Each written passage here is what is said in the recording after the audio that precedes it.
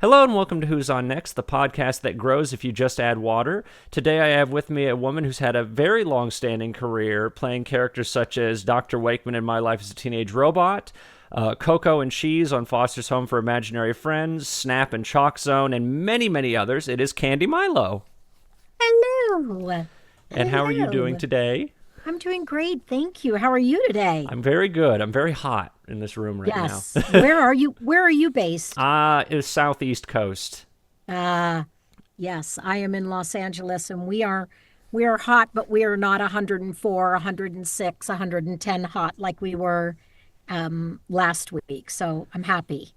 No, thankfully we're starting to get fall weather here right now. But like Yeah. today it was like 86 degrees. Oh, that's great. That's not bad. But yeah, I'm heading to a Comic-Con in Lodi this weekend and it's 100 degrees there. Oh my So God. I will not be happy, but I will be indoors, so that's okay. Is it like a smaller convention or is it like It a is. It's and I'm only going up for one day. I am actually filling in for somebody that couldn't make it and had a great time though. The last time I filled in for somebody. So, yeah. So yeah, it's a small con. They usually do Stockton, but I had a different con the weekend that they had Stockton, so I did this. is it one of those cons that's at like a school or is it actually at like I actually don't know where this one is. okay. I don't know where this one is, but I'm looking forward to it. I think it's going to be really fun. It's going to be a great con. I'm from the Northern California area, so it's like I'm going home. So it feels good. I was gonna say I haven't been back to my home state in a long time. I'm originally from Illinois. I Oh, moved wow. I lived there for like 20 years and then I moved down here in 2016. Oh, And my I gosh. I miss the fall weather in Illinois. I miss the 50 something degree weather. Oh, 'Cause- God. Yeah, I like fall a lot. It's my favorite time of year. But we don't get fall. Like I'll have fall in November here in Los Angeles for about a day and a half. And then it'll be freezing cold, and then it'll be boiling hot and freezing cold. So we have winter and summer, and that is it.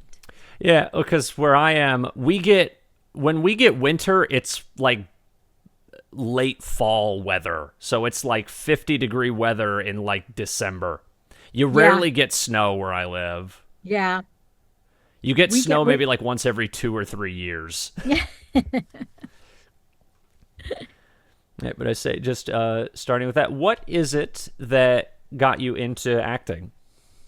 I had been, I'm the child of a stand-up comic, and my dad, if he were alive, he'd be, I think, 111, something Wow. like that, maybe 106, something like that.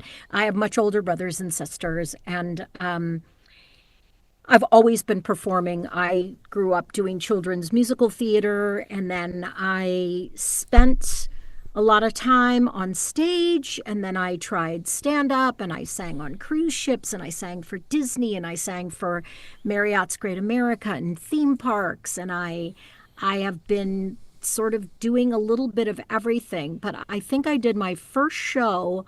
I was 11, 10 or 11, and I just kind of the bug bit me, so to speak. And that's what started it off is stage. And I guess like what was the first major thing you remember doing?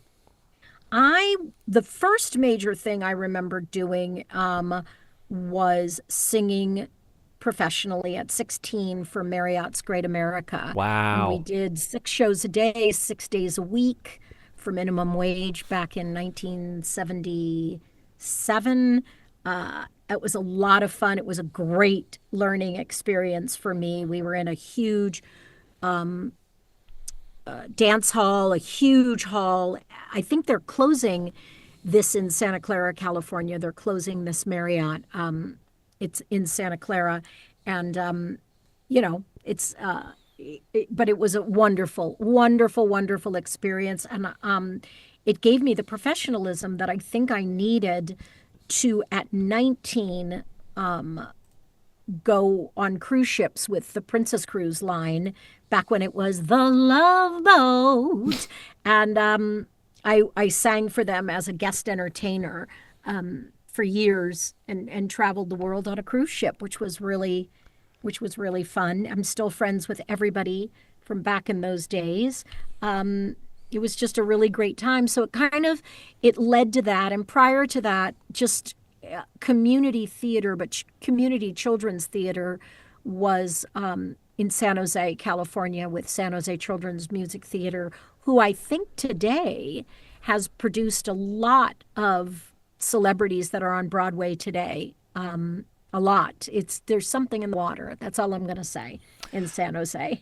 Yeah, because usually when I hear about like Broadway kids or things like that, a lot of them will talk about how they did come from the same general like area, or like maybe the yeah. same school, like those kind of things. Yeah. And I think it really, if we can, take a moment, it really comes down to who ran the theater.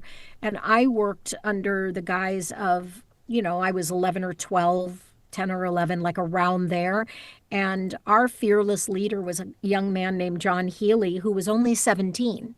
Oh my And he God. directed the shows and he put them together. And he was this unbelievable visionary, an unbelievable talent, unbelievable talent. And it was so fun to do any shows with him. And we learned how to wear microphones, to work with microphones, to sing with a band, how to come in for music, how to wait until your cue. I learned harmony. And I think that that's when you see a lot of people come out of one place. You have to look at who's the leader, who's the professor, who's the director, who owns the company. And I think you can see that that has a lot to do with it. Have you heard anything from John Healy since then? Well, John Healy has passed away, but I Okay. am still. He was a childhood diabetic, and he didn't Oh, quite okay. make it out of his, I think, 50s. He was very debilitated, but I'm very good friends with his widow, Dee Dee, and we're all still friends. I mean, it's one of the great things that happens with Facebook, that I'm still in touch socially, social media wise, with all the young women and men that I grew up with, and how we've had these amazing careers. I mean, I have a great story, and that is that John Healy got a bunch of us girls with the San Jose Children's Music Theater auditions for the first national tour of Annie. Oh my God. And we flew down to Los Angeles from San Jose, and we auditioned at the Hollywood Presbyterian Church on Fountain and Highland. And I remember two of the girls got in, Jenny and somebody else. It might have even been three of us out of six of us got in the first national tour, and they stayed with it forever.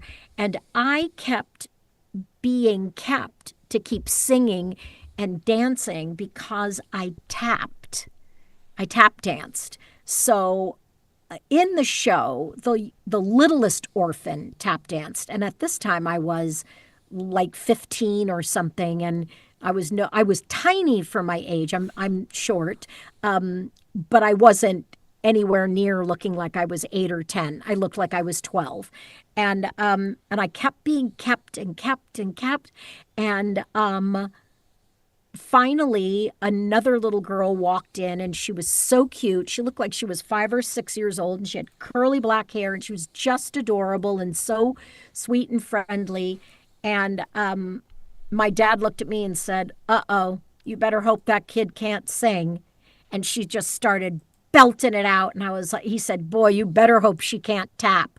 And like 10 seconds later, you heard her tapping, and my dad said, "Let's go, you're done." And turned out to be Danielle Brisbois, Oh my who was, God. I know, and she was the littlest orphan, and they kind of looked out the door and they said, "Candi, you're done."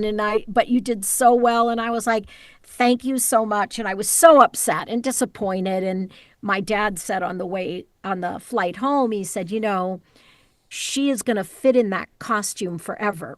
She's going to grow up into that part and one day play Annie. And he said, and right now, that's the only part you could double besides the littlest orphan. The only part you could double would be Annie. And I was like, yeah, you're absolutely right. He said, you look too old to be an orphan. And I thought, well, it's totally fine. It's totally fine. But I think that's something that happens. You prepare and you're well trained and you're having a good time doing it, and it's not very serious and there's nobody weird there, and all the kids, everybody knew each other's parents, and it was a lot of fun. And to grow up in children's musical theater outside of Los Angeles is a really safe, it's a lot of fun to do. It's a lot of fun. And I just loved being on stage. I just loved it. And what was some of the stuff you had done for Disney? I worked for Disney twice. I was an All-American College player in 1979. So I was 18 or just turning 18 in 1979, and I worked in Florida. And an All-American College player, Disney had a program called the All-American College Program, where you went to school in Florida on the Disney lot, and you earned college credits and et cetera, and you performed, and we performed in the park. We did a big Mary Poppins skit, and we did songs from Mary Poppins, but we came in on a float, and we'd park at different places in the park, and we did 5 shows, 5 30-minute shows in the park. Then we had dinner, and then we went to Lake Buena Vista, and we had the Doo-Dah Delta Dock and Dance Company, where we did jokes and magic, and we sang and we danced, and we did 4 shows at night, 6 days a week, for Disney, for Florida minimum wage, which was less than California minimum wage. And then I went back the next year to do a show called The Country Jubilee. And it's the year that Rhinestone Cowboy came. So I think it might have been 80 or 81. I think it was 80. And I was the lead singer of a country show. And I had dancers and a big band and then a bluegrass band. And it was a lot of fun. And then I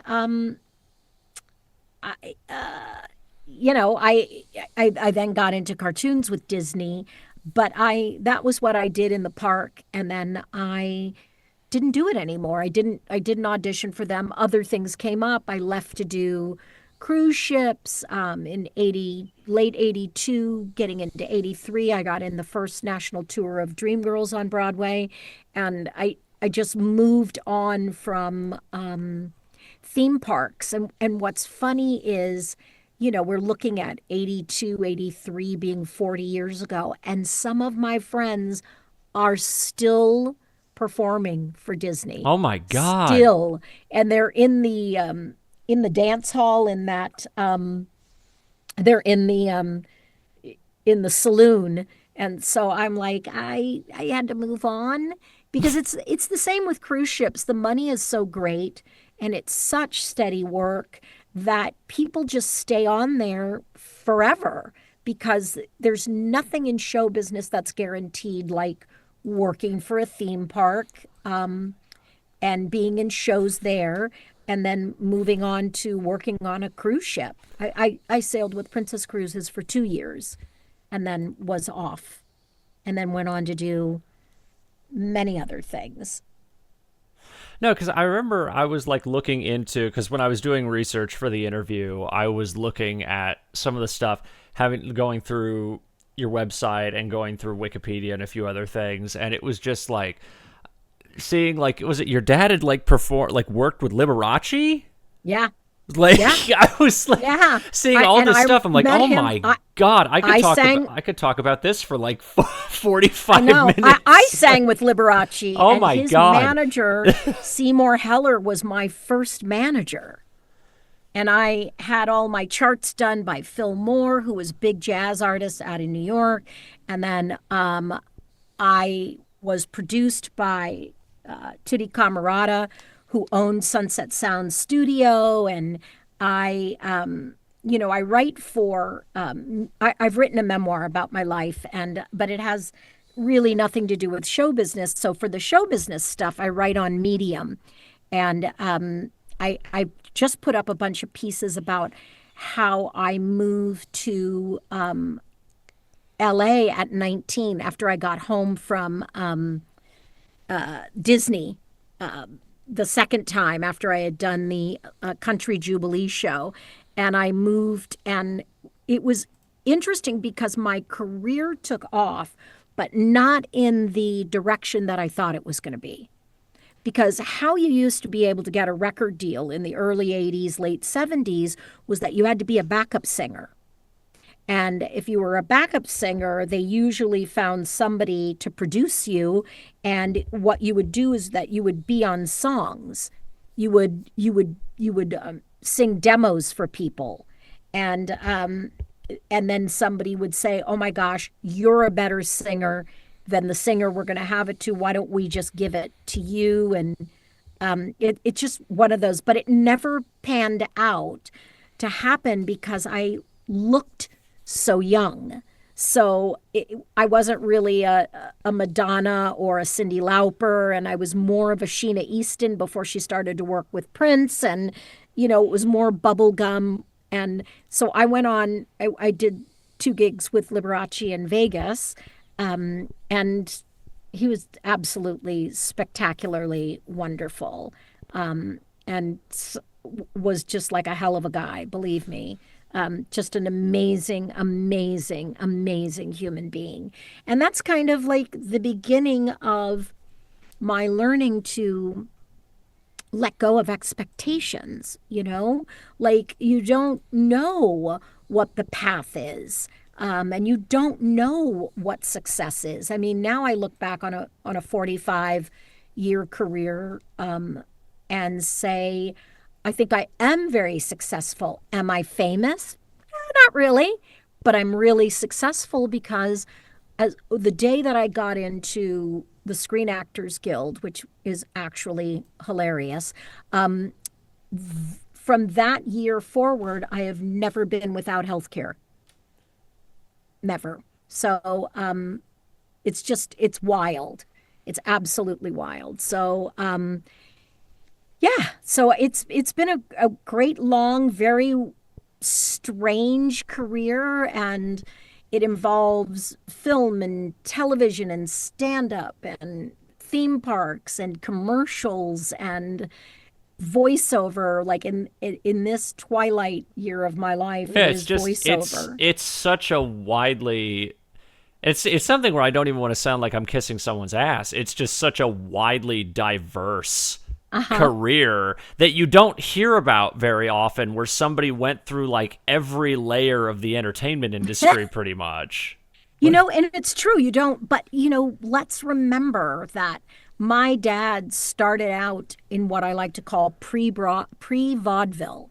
Like, he was born in 1917, 17 or 18, I keep forgetting, 1918. And so, he was a singer by the time, the Roaring Twenties was happening. He was singing on the streets in the Bronx, in Little Italy, and just like singing for pennies. And he was picked up by Gus Edwards, who was an impresario, and he worked with the Gus Edwards Kitty Troupe that had Little Liberace, Little Rosemary, Baby Rosemary, the Gum Sisters. Oh my God. And oh God, the big mouth, Little Ethel Merman. And so they were all in this kitty troupe. And then my dad went on to do like a vaudeville career. So I came up knowing that I had to, punt, that if this didn't work out, I had to do something else. Do you know what I mean? That if Yeah. this wasn't going well, and I think the longest I've stuck around in my career has been voiceover. And then the second longest is I've done a ton of commercials that I really like. I really love doing them. To me they're 30-second movies and I feel like I'm really good at it. And I really like it, which is great. So I think that I think that that's what growing up in a sort of a showbiz family, and I can't call myself a Nepo baby because my dad wasn't very successful. He didn't have the big breaks. He was always just this close, but it didn't happen where, he could be part of the Rat Pack with Sinatra. It didn't happen. He was, opening for Cab Calloway and he was opening, for other people in nightclubs and he traveled all around, but it never really took for him because as he grew older, he grew gray very, very young. So in his 20s, he was completely white. Oh my God. So television was out, and when television came on, nightclubs died, and it's a whole thing where I learned how to redefine what I thought success was. And also, if I'm not happy, then I'm not a success. Then I don't want to play. Like, honestly, I don't want to be a part of it. So I've been pretty happy. It's right now it's weird in voiceover as the studios change hands and we try to figure out what's being made and who the audience is and where they're going to play. Oh, and right now there's the Animation Guild strike that's going Oh my on. God. And Yeah. these are all my friends who make no money and no residuals.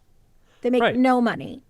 And it's just, and we're also in the middle of a game strike, Oh, yeah. I keep video game forgetting strike. about the game strike. Yeah, there's literally nothing. And then animation is so expensive that studios are just not willing to put money into animation because they don't have eyeballs. And everybody says cable's dead, and I'm laughing and I'm saying, I promise you, streaming is dead. Oh, It is a streaming. Like recently, Netflix was announcing that they were removing some of their originals, like programming they made or right. programming that they made exclusively for their platform. Max Well, has that's taken off things that were made specifically for them. yeah. Whatever Well, happened to they're Coyote versus Acme? Who knows? Like, yeah. Well, and Netflix is a magic trick. They are nothing. They don't have anything. And what everybody doesn't want to do is they don't want to pay residuals. So Netflix is removing things they made because they pay residuals for those. That's why you're seeing a lot of Bollywood movies and a lot of Korean animation because they buy those outright and then nobody creating them gets any residuals. oh yeah, So they're not allowing anybody to participate in the profits, which is all residuals are. It's just profit participation. We take bare minimum to make something and then we participate in if it does well, we do well. And if it doesn't do well, then you don't have to pay us anything. So I think that what happened was Max and Peacock and all of these had three programs on their platform. And so you had to pay $6 here and $9 here and $20 for Disney Plus. And when you used to be able to get it all on TV, and you already pay for HBO and all of this stuff, and you used to be able to get it all on cable, all on TV, all on Spectrum. And now, I know Peacock is practically going under, and Max and Hulu and Disney, and they're talking about making one gigantic app for everybody to watch. And I laughed and said, that's what Netflix was supposed to be. well, it's like And then they just go there, ahead. I remember because of a lot of the things that have been taken off Max and things like that. I remember there's a show called Final Space, animated show. Hmm. Olin Rogers has repeatedly talked about how he doesn't care if people pirate it because there's no legal way to watch it anymore now because Right. it's not on streaming anywhere. It's the same Right. thing with not Infinity Train. There was another show, but like there's been, I think it wasn't for a period. Infinity Train was impossible to watch anywhere. Right. OKKO is going off of Hulu, and that's going to be Right. impossible to watch now because of that. Like, and these creators are now coming forward saying like, you might as well just pirate it because no one else, you can't watch it any other way now. Yeah, and I think this is why YouTube's going to come on very strong. I really do. And I think that, what these guys are all after, it's what all the tech bros who are buying everything, Bezos, Tim Cook, Larry Ellison, who just bought Paramount, they're just looking for control. They control all the news outlets, they control all the newspapers, they control Spotify, they control all of this stuff. They just want to control content. And I think they're going to find that people want human connection. And so I think we'll go back to live clubs. I think we'll go back to radio. I think we'll go back to TV. And I think that they've made a mistake. And you see the original mistake is in Netflix. That's the original huge mistake when they decided that they didn't want to buy good content because they didn't want to pay people residuals. Then they were hiding money. And now they can't get anybody but brand new actors to work for them.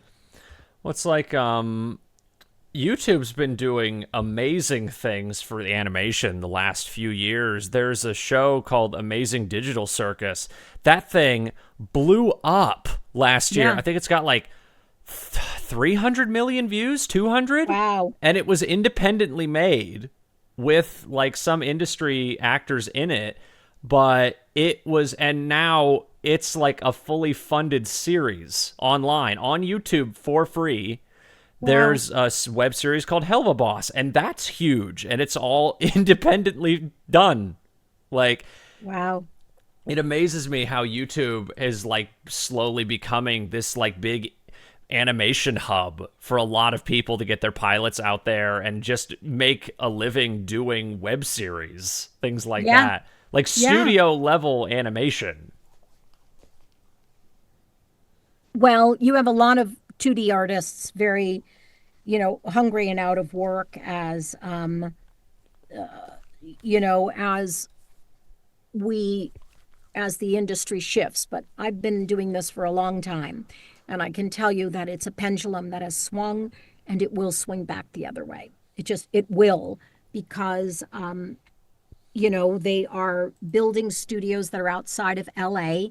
And when they figure out that nobody will come unless you fly them to come out there, it's, you know, it's going to end up costing them one way or another. And they could use non-union people. They absolutely could. But nobody is, you know, some of this stuff is unwatchable. It's just really unwatchable. And I don't have the same sick to my stomach AI as everybody else does because it's so obvious if you're an entertainer or you like great stuff. It is obvious, and it's tough to watch if everything's, and I mean this in the loosest of terms, if everything's a cartoon, then nothing's a cartoon. Well, I If remember. everything's animated and fake and AI, then nothing is an animated show. Nothing is. And I think people will tire of it. You saw the first animated AI, excuse me, you saw the first AI commercial for, I think it was McDonald's during the Olympics, and they said that people were turning it off so rapidly because it was so disturbing. There's a lot. There was a Toys R Us commercial. I think some Yes, insurance company a CarMax did one. I think yes. like a year ago, Yeah, and and they're not successful, but they don't have to pay anybody. And if that's it, then you start starving people that actually have to buy your product, like car insurance. So, it's self-defeating, but it is truly it is truly, it is truly them cutting off their noses to spite their face, but it will swing back. It just is the way it is. It is going to swing back. Oh, time's a flat circle. Yeah, Everything is a cycle. Like, or something that becomes irrelevant now moves over to a new platform and it starts thriving there, which I think is right, what's going to happen with YouTube, which is already starting to happen with a lot of animation stuff. right. So I guess where did the transition into voice acting come in?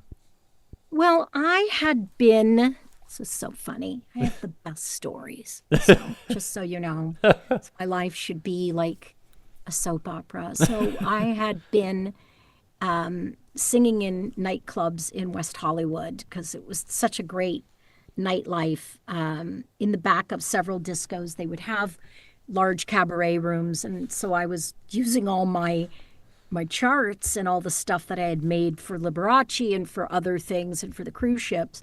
And I was singing in nightclubs, and I met my friend Dory, who is still my friend today, in like 1985, 84, 85. And I met an agent named Aaron Cohen, and he was hip pocketing me at a very big agency, the William Morris Agency. And he passed away during the AIDS crisis. And uh, we did a huge memorial for him at a nightclub. And I got up and sang and did some comedy and was doing like these characters. And this woman walked up to me and handed me her card and said, Aaron would want me to help you. And I was like, oh my God, that's so great. So I looked down at the card and it says commercials and voiceover. And I ripped it up Oh, because I thought at the time in 1985, that is where actors go to die. oh, Like that's where like they're all weird people and they're in a room. This is weird. I don't want to do it. I want to be a singer. I want to be an actor. I want to be on television shows. And so she hunted me down through the white pages in the telephone book because I was listed. And it started, I think we were in 1986. I think the end of 85, the end of 1986. I was there and I auditioned for a bunch of stuff and I started to book. And I don't know why I did really well with commercial copy. And then that's what this was. This was 1986. And so we, end of 86, I auditioned for this thing called Tiny Toon Adventures. Steven Spielberg presents yeah. Tiny Toon Adventures. And I just thought, oh, what the hell? I'm just going to do it. And I did a bunch of different voices. And I think that my agent at the time, Nina, was very impressed. She was like, how in the hell did you do that? You don't. And I was like, I don't know. I'm weird. I'm a stand up. I've always been able to do this. Let's just do it. So I got a call back. And I remember going to Hanna-Barbera. And I remember reading, we had to read the copy. And I don't remember if this particular thing was, I had a callback for Tiny Toons. And then I had to get a second callback. But in the interim, I went to audition for somebody and we had to read a children's book. And I just told the tale off the top of my head of the three little pigs and the big bad wolf. And I made the three little pigs suicidal and I made the wolf kosher. And so it was great. And I did all these voices. And in the room was Steven Spielberg, who looked out the door and said, you should do this. You should really do this. You are really good. And my response was, do people tell you you look like Steven Spielberg? To which he said, yes. And I thought, oh, okay. So I got it, and that was the transition. And I did it. I sat near Frank Welker and then a new voice actor by the name of Rob Paulson and Frank Welker, and then Don Messick was there. And it was a really fun time. But I really wanted to do sketch comedy. That's what I wanted to do, and I was still trying to be a singer. Um, but I had tested twice during all of this for Mad TV, and I was testing for Saturday Night Live and in Living Color, and getting close but no cigar. And I just kept coming back to voiceover, and that was it. And then I was hooked, line and sinker. So Tiny Toons came out in 1990, 1989, 91, I think. September 14th of 1990. Yeah. So I had been working on it since 89, 1990, and then I did a couple more seasons, and then my character was made silent. And I think they really thought that my character, the sound of Sweetie Bird, was too close to Elmira. So, and Cree Summer had done such a great job on that that I was like, you can't really change my character to X, Y, and Z, and whatever. And it was fine. And then, like in 1995, I just started booking like crazy. And by the time 1999 came, I was on everything. And doing a lot of very small roles, but I was working very steadily, very steadily. And then Christine Cavanaugh quit, and I took over at that time for Dexter's Lab and for Chucky in Rugrats. So that was really taking over for her was really the beginning of my career in people accepting other voices that I had created. Because people would say, oh, no, that's too weird. We're looking for something that's very natural and very weird, not very weird. And I started to find the animators who wanted weird and who wanted big and who wanted loud and funny and stupid. And that was everybody at Cartoon Network. And some had switched over to Nickelodeon. And then I found my feet, as it were, once I didn't have to work so hard. I did have to audition. We all had to audition for everything. I still audition to this day. And I have an audition to do right after this. But I think that it is that's really what it was, where everybody was like, well, if she can take over that and she's really funny and she's easy to work with, I think we're going to accept this character and that character. And that's when stuff from my club act started to be the characters that I had tried out for in Living Color and Mad TV and all of that. They started to be more accepted. And that was a great time. I mean, it was really how I came to be. And then from like I would say 98 until really 2015, 14, I was on everything. At one point, I was on 19 animated series a week. Oh my like, God. I just was like, I have no idea where I'm going. Just like point me in the direction. I don't even know what day it is. And it was, it was a great heady time. And then it started to shift. And then I started to do other things. I started to get back into musical theater, and then I started to do Comic-Cons, and I wasn't 1,000% always available. And thank goodness, I feel like I'm just like Jeff Glenn Bennett, that we don't care if we're the lead.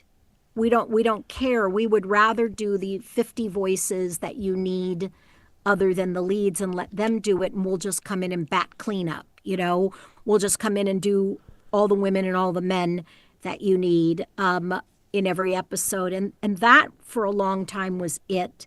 And then when Warner Brothers kind of shifted and we had the new owners, when Discovery bought Warner Brothers, that's when it really halted to a crawl. I mean, I was still working, but they weren't releasing anything.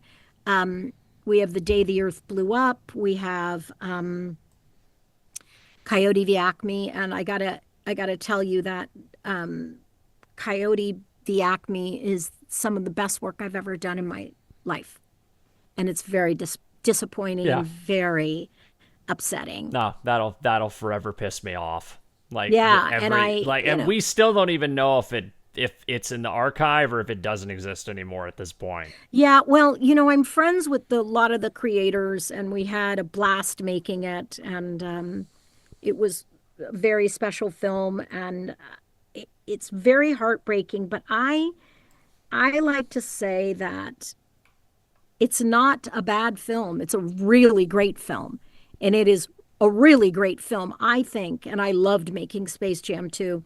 I think it's a much better film than Space Jam 2. John Cena I is agree. hilarious. I agree. I'm one of the weird people who think Space Jam 2 is better than the first one. I like the first Space Jam. I do not think the first Space Jam is good, but Yeah. I enjoy it. I think Space Jam 2 is a lot closer to being a good movie in comparison to the first Space Jam. Like, Right. I enjoy Space Jam 2 more. Like, Yeah, and I think in comparison, you have John Cena, Will Arnett. I mean, it was so damn good, and it was live action. Um, Eric Bauza was doing the iterations on the vocal utters on Coyote.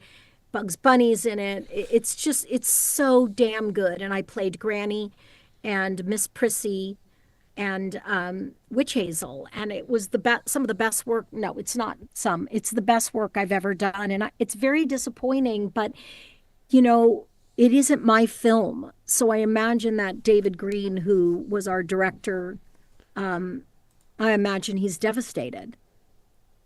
Imagine he's just absolutely devastated. I know And I don't. people have been begging for that thing to, like, if somebody has like a even like 20 minutes of it, to just like leak it online or something Yeah, like that. and I think the reason that they don't is because I think it will see the light of day. I do. I think it will see the light of day. I just think it'll be down the road, and they're going to have to do a buyout. And why they can't do a buyout where they just pay us and they don't want to pay us anymore in residuals, which is how we who are, mostly voice actors and we're not famous, how we live is residuals, so that we don't have to get paid a lump sum and then live off of it for a year and a half. They are they'll never get Will Arnett and John Cena to agree to a buyout. They'll never agree to that. So that's why it won't see the light of day. Again, it is people who don't understand art, and they don't want to make art. Like that, don't ever get it twisted. They're not interested in making art. They're not going to make art. They are they are beholden to their shareholders, and they want to make a profit, and they don't want to pay residuals because that's what Netflix is doing, a bunch of dubbing. That's what they want to do, is dubbing. So I think it will, but I think it'll be a while. But it's so damn funny. It is so funny. It's such a good movie, and John Cena is so brilliant in it. So brilliant. And I guess with that, I was curious because, well, I guess with two things. I'll ask this one first. With Granny, because June Foray passed away several years ago, what was that an immediate, like, were they immediately looking for a new actress for Granny, or was that later down the line? Well, June had not been in failing health. She was old. She was like 101. She was literally like a month and a half away from being 100. Yes, right? She was really old. It was hard for her to get to gigs. Mark Evanier, who is my friend and a dear friend of June's, used to have her on Garfield. And we were doing Garfield, and my friends Wally Wingert and a bunch of people were doing that show. And she was so cute and funny, but you just can. I mean, I'm slower than I was when I was in my 20s, that your mouth can't wrap around the words and do it quickly. And when she passed away, they had already had women lined up. And what they had with women lined up was that they knew how to do the voice, but nobody knew her. Nobody knew, had known her and what her sense of humor was like. So they didn't know how to color the lines like she did. And so I would say nobody was doing anything Granny. And then they, we had a, I don't know if it was Wabbit that was first or it was just Looney Tunes, but they had tried different. Matt Craig was the producer on Wabbit, and he decided he was going to do all new voices. And I think that everybody at Warner Brothers Classic Voices had a collective heart attack. That they were, all the voices were just a mere suggestion, like they weren't really even close. And they went through a ton of Daffy Ducks and a ton of this and a ton of that, and then they finally had somebody doing Granny where the studio said absolutely not. And we auditioned, and I just sounded like her. And she was gone by then. And I did that. Then I did Looney Tunes. Then I did Space Jam. Then I did more Looney Tunes. Then I did The Day the Earth Blew Up. And then I did Coyote v. Acme. And it's always been all of those, B. Benaderet, June Foray, all of these older actors and actresses, because you have to remember that's the age my dad came from. So I either knew of these actresses and I could look them up and knew how to look them up, and like this was my wheelhouse. I watched Looney Tunes growing up. It was one of the first cartoons, that and Fractured Fairy Tales, that I watched growing up. And so it was easier for me. And Looney Tunes, the new Looney Tunes that was created by Pete Browngardt, who's I adore, and Alex Kerwan, who wrote and drew, they wanted the voice of Granny to be a classic, but they wanted the sense of humor of today. So I'm happy I fit the bill. I'm really honored. June stepped in for B. Benaderet as Granny. That was the first one. Right.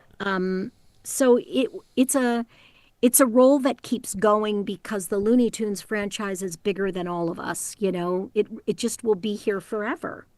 Well, it's like I remember talking to Eric 9 years ago, and I just remember me and him talking about this. It's so crazy because when Tiny Toons came out, it was like right after Mel had died.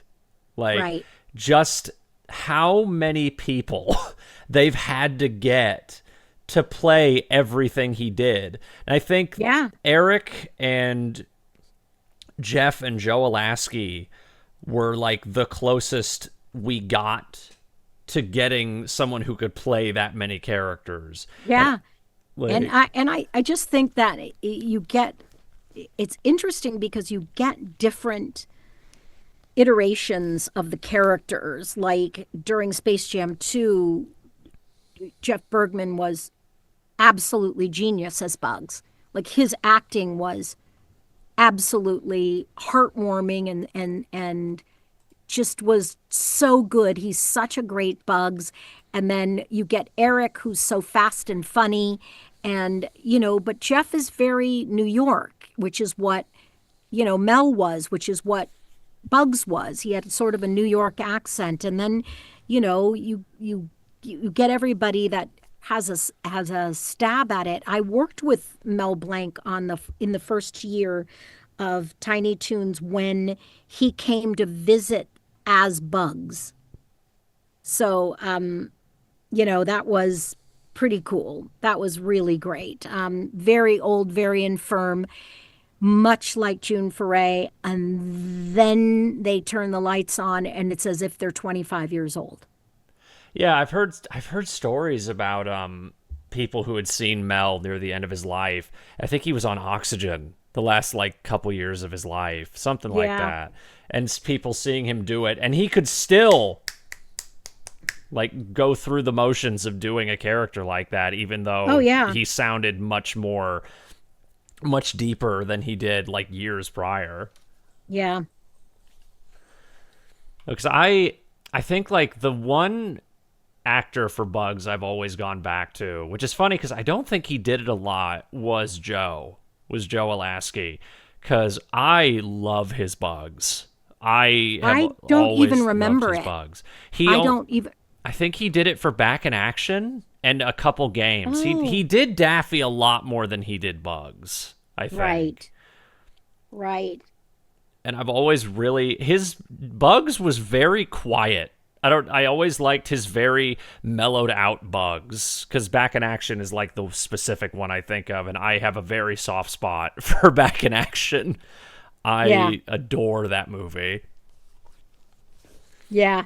I don't remember it. I know I saw it, but I don't remember it. Which is too bad, but I don't remember it. I guess Very sad. yeah, and I guess the other thing was, I guess, with taking over, because you played Dexter after Christine had retired. Uh-huh. And I guess, what was the process for that? Was that, I assume that was another audition process where they were looking for a new Yeah. person. Well, they went first to her agent, who at that time was Thornton and Associates, and I was there for a very short time, and they went to her, and I knew Chrissy from, we had the same film and television agent, and we were both trying to get on sketch shows, and she got on the Roseanne show. I auditioned for it, but she got on it, and it was short lived because Roseanne was an absolute nightmare and she's a horrible person, a horrible human. Yeah. And she really is. I mean, during the audition process, she was just disgusting. Was it, wait, And like the original Roseanne, or was it like another show that it Roseanne? was, her sketch show was supposed to take part in a trailer park.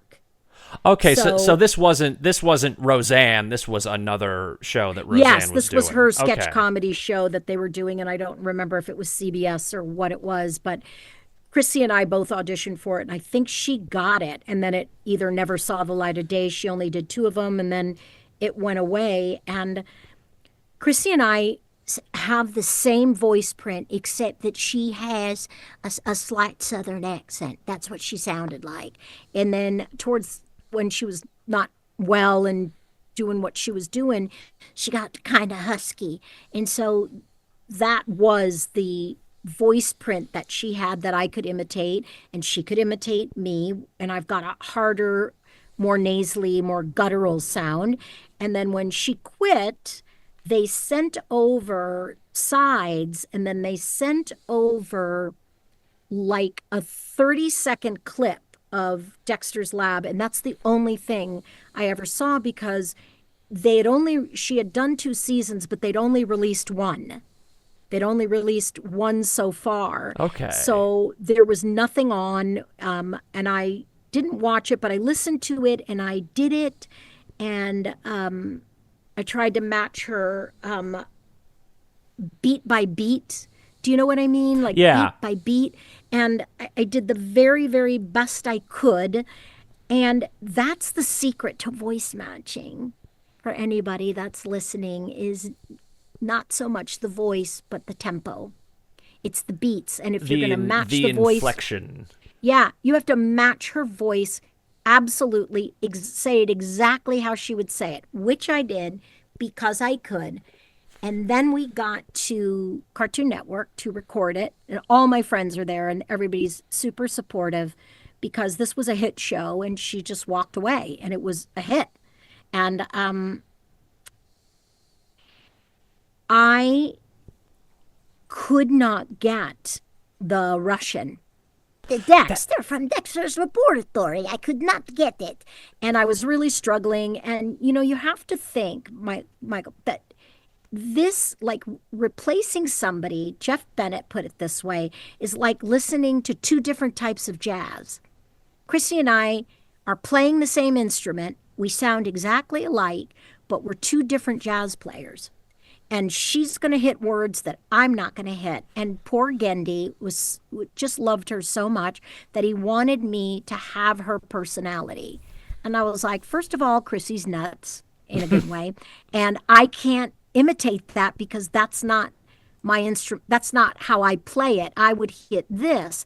And then I was falling out of the voice, and Gendy came down from upstairs and said, um, I don't understand why you can't get it. And I was like, oh my God, Chrissy's doing you. Yes. Oh my God. It is.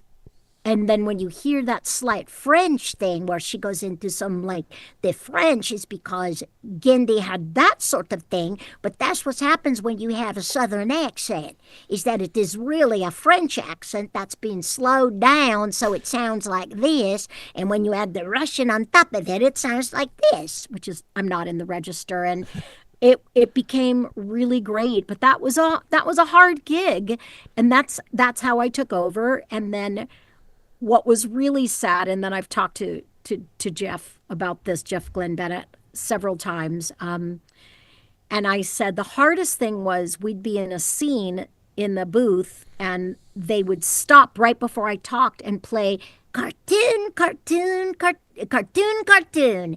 And I'm like, oh my God, you don't need to keep doing that. At some point, you have to let it go. Oh my that God. I've now got it, and I'm never going to sound exactly like her because never in this cartoon do I ever say cartoon, cartoon. If you have her doing these lines, play that. But if you don't have her doing these lines that I'm about to say, don't play it because I'm in the moment.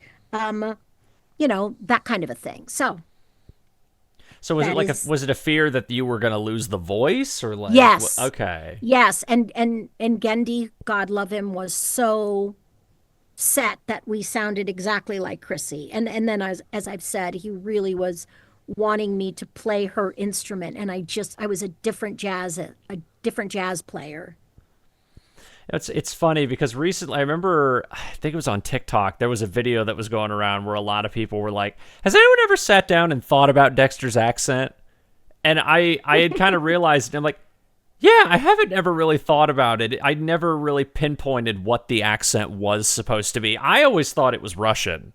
But it is Russian. Yeah. It is. I had seen some people say right. German. I saw some people say it is like Russian. This is exactly what Gendy sounds like, only with a deep manly voice. He sounds like this. He sounds Russian.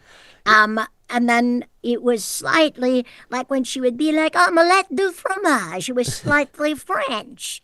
Slightly. And that is truly in linguistics, that's truly a slowed down, in which she had a Southern accent, sounds French when it's slowed down. So it was fun though, and I had a blast. I'm still friends with everybody. It's all good. It's so good. It's all good. I am very happy though. I am like, I have nothing but the greatest memories. And I miss, well, Jeff said something, so I think you'll really appreciate this. He said something the last time we were together, and he said, hey, we went to Phoenix to do a Comic-Con together, in a store that was so cool. We had a blast in Phoenix, and as we were flying home, we had such fun together.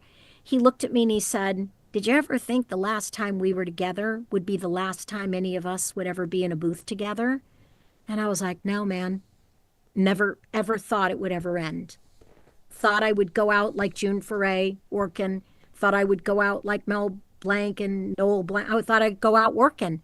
That I'd just become the old woman. And yeah, I mean, that COVID really stopped it all. So. Well, I remember a lot of people at the time, well, even now, there's been so much talk about people saying, like, do you really need to live in California to have that job? No. Yeah. You don't. I know a guy who used to live in California. He now lives in Colorado doing voiceover work for LA stuff. Like, yeah. And I just got the only thing that you would have to be would be looping, because you have to be watching the film because you're also making sounds walking around. I know that they can do it, and they can make it sound like, but it never sounds good when you're not really in the studio. So that would be the only thing. But believe me, I've thought about it. LA is so expensive that I've thought, where could I live that it was cheaper and just set up a booth in my house? Right now, you and I are sitting in my booth in my house, which is also known as the closet where I keep my winter coats and the extra blankets. So, but I do, I do love it, and that's it. So, yeah, I do think we're gonna swing back around. I just really do. I believe in the human spirit. I believe in art. I believe in creativity. And I think we're going to come back around out of this. And hopefully everybody will get their golden parachutes and leave show business. And it'll just be us freaks again, us little struggling actors and actresses trying to make a difference and make people smile. Or scare the pants off of them, who knows. But yeah, I have great faith in the human spirit. I always have, because I've seen so many ups and downs in the long time that I've been doing it, since, let's see, 77. So, almost 50 years I've been in show business. That's weird. Come on now. I'm old, but not that old. I'm still adorable, but I'm better if you don't see me on camera. Let's say I've been doing it for about 8 years, so I've got a bit of a ways to go in terms of career. So, well, as I tell my daughter, show business is long. It's a career. It's not a race. Let it unfold. It'll happen. It just really will. And the first time you tell the universe how you think it should go, it will laugh in your face. So it's better if you redefine success, that you end each day not having hurt anybody, made somebody laugh, gave somebody a compliment, had a great interview, like we're doing a great interview. It's like, that is a successful day. And if you have a couple of those in a row, you've had a successful week, and then you've had a successful month, and then you look back when you're old like me and you've had a successful career. That's how I feel about it. And, nobody holds the keys to the kingdom. Nobody is in charge.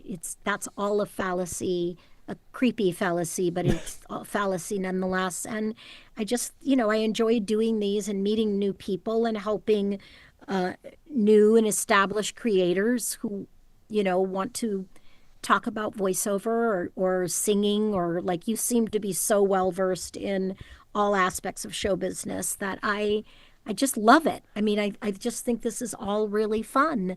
Not ready to be done.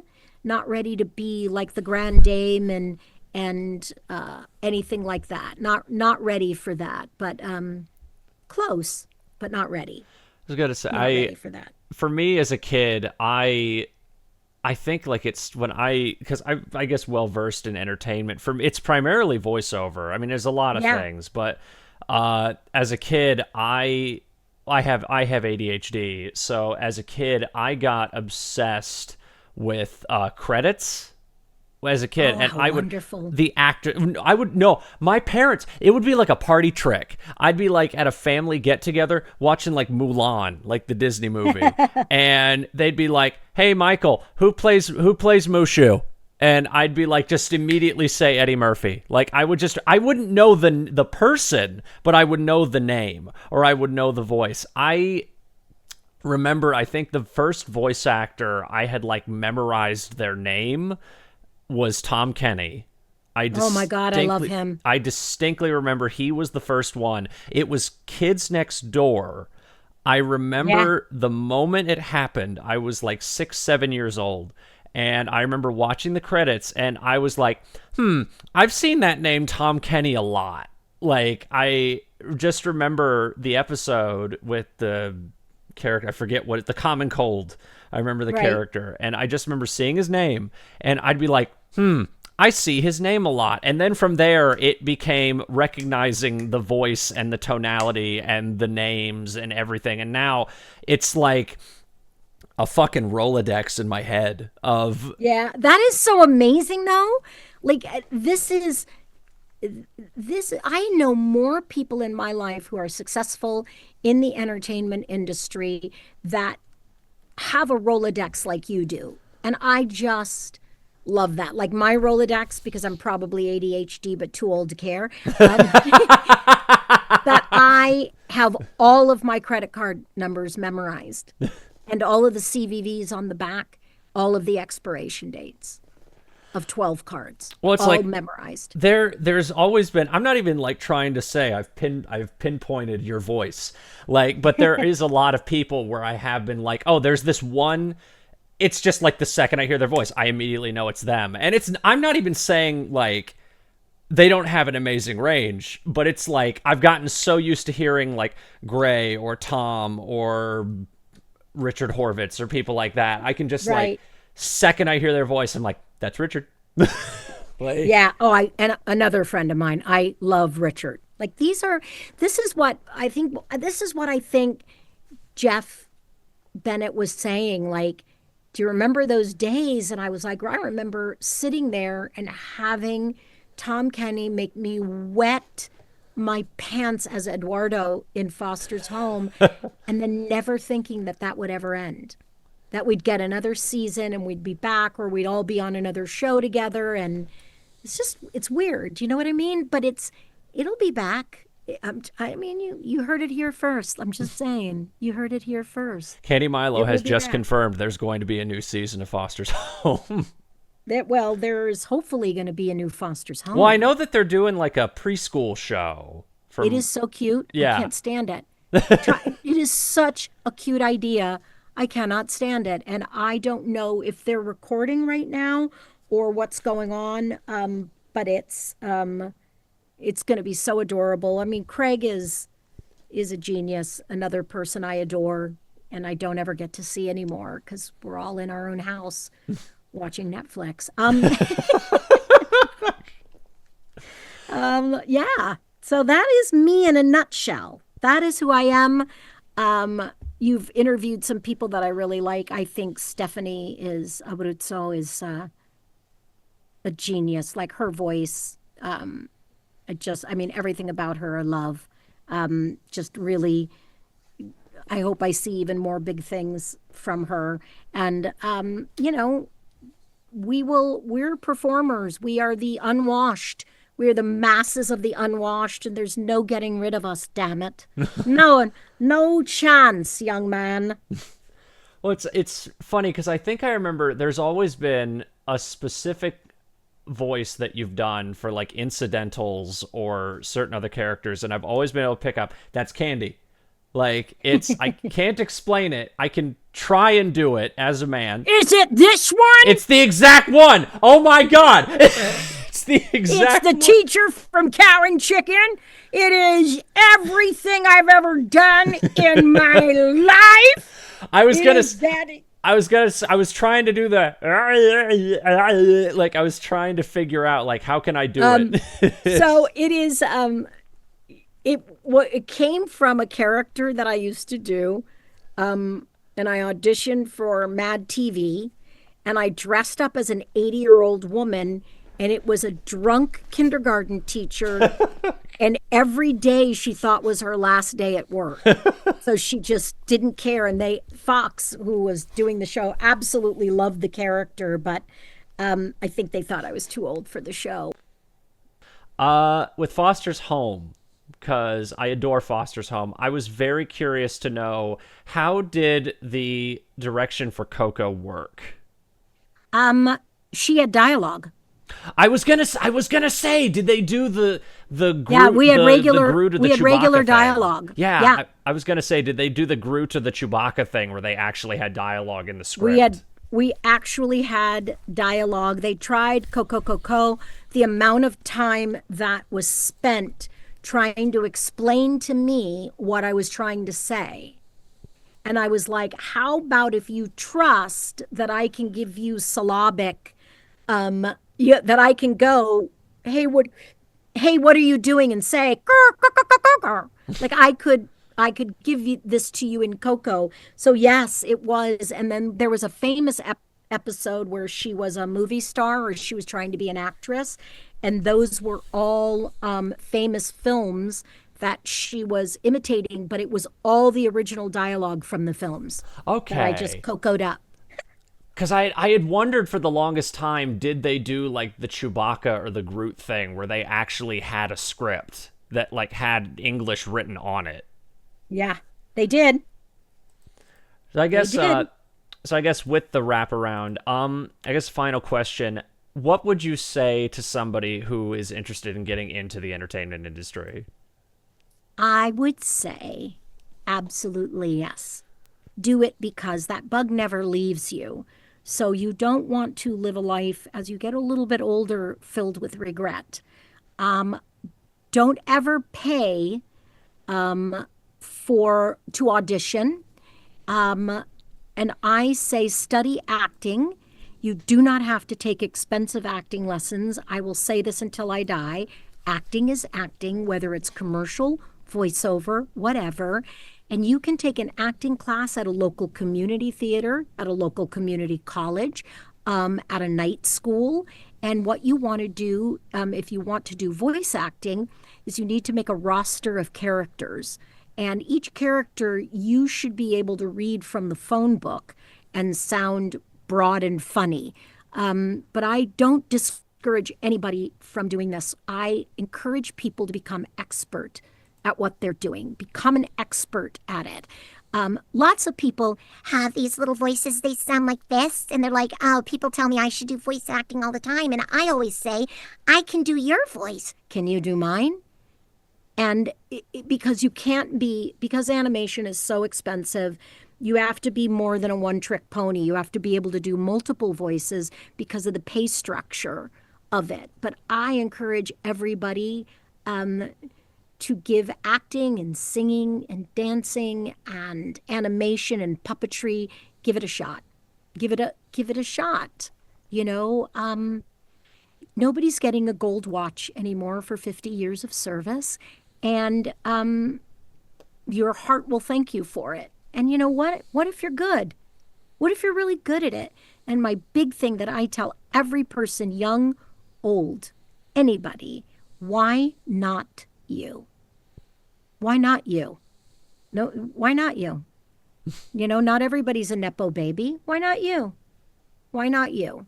So that's what I would tell somebody getting in. Study, become good at knowing yourself, become good at reading, become good at dissecting a script, and go for it. Show business will bounce back.